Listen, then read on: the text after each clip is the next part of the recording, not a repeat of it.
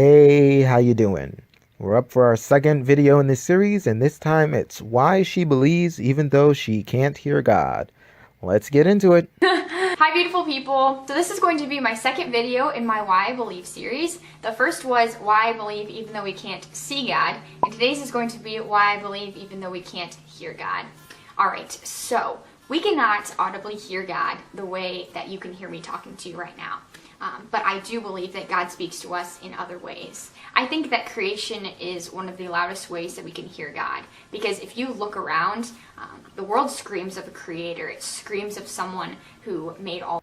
Creation must be demonstrated, and thus far you haven't demonstrated creation. If everyone who was watching this video was willing to grant that point, we would all already believe in God. Of this just because of how intricate some little things can be and how massive other things can be. What does the intricacy or the massiveness of a thing have to do with whether or not it requires a creator? Are you suggesting that things that are not massive don't require a creator? Or are you suggesting that things that are not intricate don't require a creator? If something, in your opinion, requires a creator, regardless of whether or not it's intricate or not intricate, or regardless of whether or not it's massive or not massive, then this is a moot point. It doesn't matter. I don't think that any of this came from nothing. That's just what I believe. Also, why do you think that's the only other option? Why do you think the only two options are someone made it or it came from nothing? Because as far as I can tell, that's not how naturally occurring things operate. It's not like, well, either someone put the sun in the sky or the sun just popped out from nothing. That doesn't seem to be how stars function. And I think that looking around at creation screams of the fact that God is real and that he made all of it. Consider the way you phrased that sentence. Your starting point was looking at creation, which automatically assumes a creator.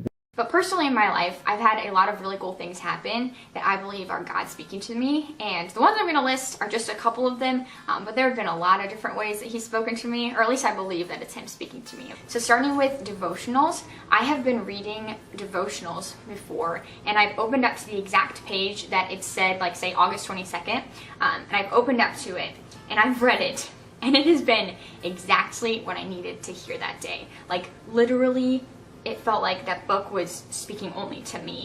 Does that always happen? Does that happen every time you open up your devotionals? Or does it only happen sometimes? If it only happens sometimes, then you're saying, well, God is speaking to me because sometimes I open a book to a part that's what I need to hear that day. Along these lines, I've been in church before where I've been surrounded by hundreds of other people who are also in the church, and the pastor was giving a message, and I have felt like he was just talking to me, like because of what was going on in my life and in my heart, maybe things I was struggling with or like things that God was teaching me already. I have felt like the pastor was just talking to me because of the way it was so aligned with what God was already teaching me in my life when I was alone at home. Like in church, I felt like the pastor was just talking to me. Again, this is the second verse, same as the first. Does this happen every time you listen to a pastor, or does it only happen sometimes? Do you think that God is speaking to you because sometimes the pastor has a message that you strongly relate to? Do you think that the pastor couldn't possibly make a message sometimes that you would relate to unless God was speaking to you? I don't see why that would be the case. If your starting point is assuming that God was teaching you things already, then once again, you are starting at the conclusion. And then the other one, which is really cool, is that I've had people come up to me and tell me things that only God knew that I needed to hear. Sometimes people told me things I needed to hear. Like I had told no one what I was going through, no one what I was thinking or struggling with, whatever it would have been in the situation. And people have said things or texted me things like the moment I needed to hear it. As opposed to the moment before you needed to hear it where it wouldn't have been helpful, or the moment after you needed to hear it where it wouldn't be helpful. Describe to me what it would be like for someone to text you something the moment after you needed to hear it or the moment before, because they all sound like the same. It sounds like if someone texted you within a wide period, regardless of when they did it, it would be the perfect moment that it needed to happen. And they didn't even know what I was going through or what I was dealing with. Okay, so let me make sure I understand the logic correctly. Some people texted you or told you things that you needed to hear in spite of not knowing your situation sometimes, therefore God speaking to you.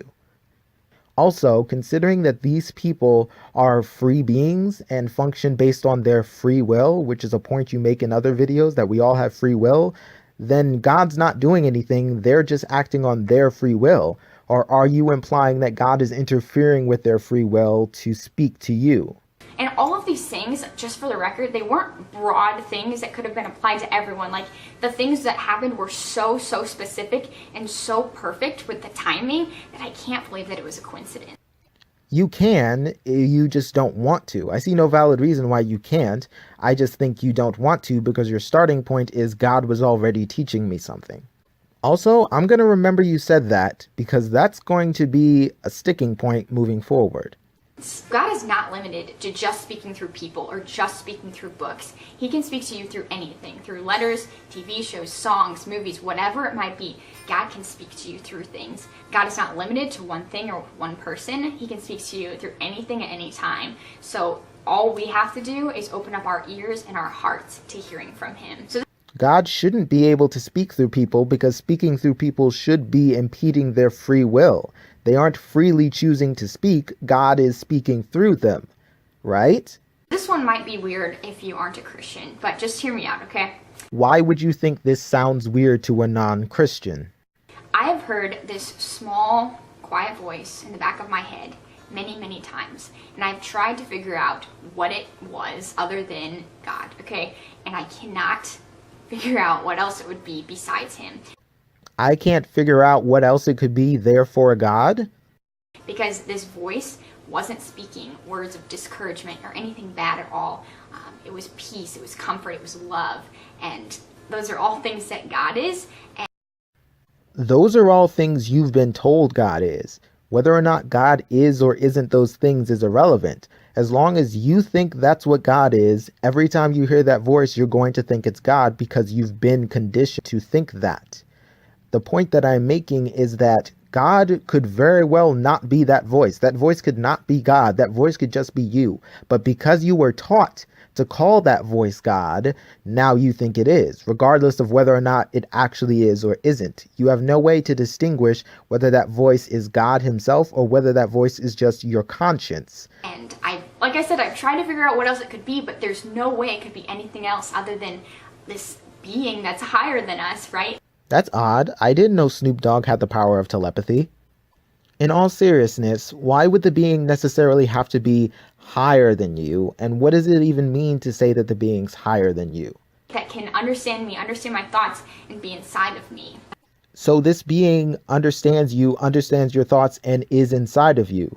It's almost like the being is you or is your conscience. I have had this happen many times where I have just been doing whatever, in class or sitting on the couch just doing nothing, and I felt like all of a sudden all of this information just hits me, like gets laid on my heart, and I just feel the need to write it all down. This has happened so many times. It happened this morning. Okay, let me show you. All of this right here came from today, this happening this morning. I was going to film a completely different video. Like, I had planned to sit down and film today, but I was not going to do Why I Believe Even Though We Can't or Hear God. I was going to do something completely different. But all of this, I just felt, it hit me. It was like, write this down right now, Becca. And so I did. And during those moments, my heart is like pounding. I'm so excited. Like, I just write it all down, and I don't think that that's coming from my brain. So what you're saying is sometimes you get inspired to do stuff. Therefore, God. Just because you don't think it's coming from your brain doesn't mean it's not coming from your brain. Furthermore, inspiration can come from lots of different things that are neither your brain nor God.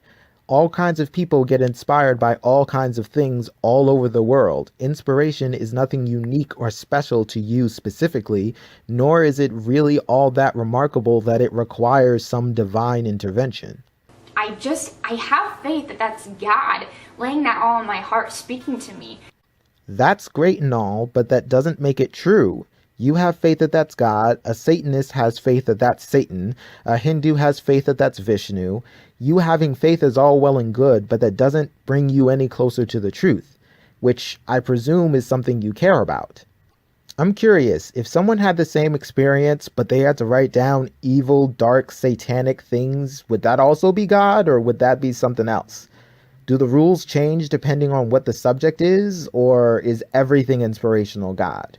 Like, I was literally just sitting on the couch this morning doing devotionals, and all of a sudden, it was like, Becca, you gotta write this down. What I just said, like sitting on the couch and having information laid on my heart, has happened so many times, and every single time, probably like 99% of it, God has said, make a YouTube video about this. If I was willing to grant that God said that to you, I would already be a believer in God. But I'm not, so just because you said that's what God said doesn't mean that's what God actually said. So how do you know that was God specifically as opposed to just random inspiration? Your entire YouTube channel is based on Christianity, so it doesn't surprise me that you got inspired to create a Christianity-based YouTube video. I'd be far more surprised if you weren't a Christian-based YouTube channel and then got inspired to do something Christianity-based. Then that would be unusual, but considering this is the kind of material you usually would make, I don't find it all that remarkable or special that you decided to do a different religious Christian video. And I have.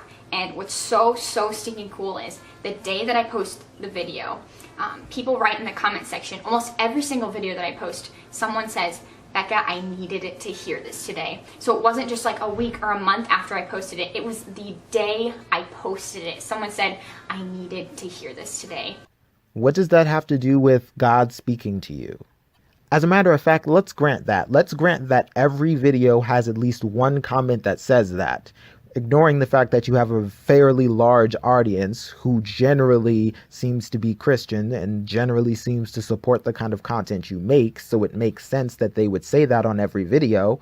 But granting all that, let's say genuinely every time you made a video, there was at least one person who genuinely needed to hear that and told you they needed to hear that. Therefore, what? What is the conclusion that we can get from that? What's the logical conclusion that logically follows as a result of that? And I know that that is God working out his plans, working out his timing, and like speaking to people. How do you know that is God working out his plans and working out his timing? Because I distinctly recall you saying you had faith before, so it sounds like sometimes you have faith and sometimes you have knowledge. But what's the distinguishing characteristic? Why don't you just have faith that that's God doing that? Why do you know, as opposed to just having faith, that God's working out his plans? And I can just tell you, like, it's not me coming up with all this stuff, because when I watch videos back, I'm like, where did that all come from? I didn't come up with that. It was someone else laying it onto my heart, and I have... Regardless of whether or not you thought the information came from you or you thought that's just too amazing to come from me, that doesn't automatically mean that it came from God specifically and nothing else. You can be inspired and the inspiration come from you. And I have faith that that was God doing that. So I said like a little bit ago that there were a couple stories I was going to share of people who like spoke to me at the exact time that I needed it. And I'm going to share a couple of those because these happened kind of recently. Actually, just kidding. One happened a long time ago, but whatever. So recently, I was having a really rough day, like rough. And I had only told my parents that I was having this rough day. Like none of my friends knew about it. I had just talked to God about it, and I had been praying about it, saying, Lord, this sucks. Like I'm really struggling right now, and been very vulnerable with him and with my parents, but I hadn't told anyone else. And about an hour after I had called my parents and talked to them about what was going on, a friend of mine texted me, and he was like, hey Becca, I was just wondering if there's anything that I could be praying for you for. And that sounds like something that friends say to each other. That doesn't sound like something that is odd to hear from a friend. That was like a random text. Like we hadn't been texting that day. He randomly texted me that. He may have thought it was just a nice thing to do or like a random act of kindness or whatever, but it was not random. And that that was like a random text. Like we hadn't been texting that day. He randomly texted me. It was exactly what I needed. We ended up talking. He called me, and I felt so much better after that. After that phone conversation, I felt so much peace in my heart, and God is the God of peace. And so I know that that was him. That was him bringing me that peace. So you had a great conversation with a friend of yours that made you feel better, therefore God of peace. If I'm misconstruing or misunderstanding your logic, please do correct me, but so far that's what I hear you saying. So another time back in high school, this is the one that was a little while ago, I am almost positive that I was a junior in high school, but I could have been a senior. I don't really know. Whatever. It was a while ago. So I, at the time, was struggling hardcore with acne, like all over my face, like huge ones, not just like little like whiteheads that you can pop. Like, I'm sorry to be gross, but like they're the big ones that I had to take acne medication for. It was pretty bad. Like it was everywhere, and it's not fun memories, but like that happened. I struggled with acne. There was one day where I was very down. I felt not pretty at all. I just was not doing well because I didn't feel pretty, so I didn't feel good about myself, you know? There's just those days where if you don't look good, then you don't feel good, and that was one of those days. You say that as if that's something that the majority of your audience could relate to, as if it's some broad things that could have been applied to everyone. Like, and that night, I will never forget this. This was 4 years ago. My friend texted me. Her name was Paula. I've talked about her before. She texted me and said, "Hey Becca, I just wanted you to know that you are so beautiful. You looked really pretty today, and I love you." Someone explain to me what exactly is specific about "you're beautiful, I love you, and you look pretty." Again, those are things that people tend to say all the time. That happened 4 years ago, and I have not forgotten about that. She did not know that I was having a really bad day. She did not know that I was feeling not pretty. She did not know that I just was really down. Like, I didn't tell anyone that I was feeling that way. The only one who knew that I was feeling that way was God. And he laid it on her heart to text me, and she did. And I felt so much better after that.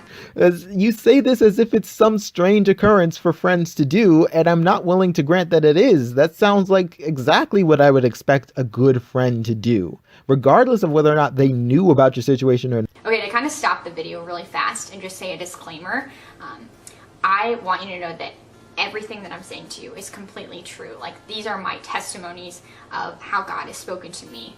Your testimonies can be false, just like anyone's testimonies can be false, even if they're honest. So, and I mean this with all due respect, saying your testimony is true does not make it true.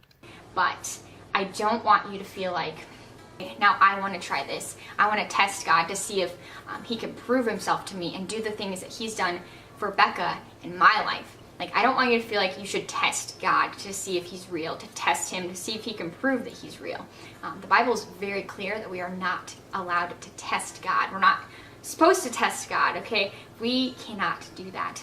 God will do these things in your life if you just wait and have the faith that he can do it. Just believe that he can do it, and he will do it. What's the difference between your experience and confirmation bias? But yes, so God can't speak to us audibly, right? But that doesn't mean that he's not speaking to us. Not only does creation scream of a creator, but he can speak to us in so many other ways too. Through other people, through books, through movies, anything. God is not limited to speaking through one person or through one thing. God can speak through anything. But yes, so God can't speak to us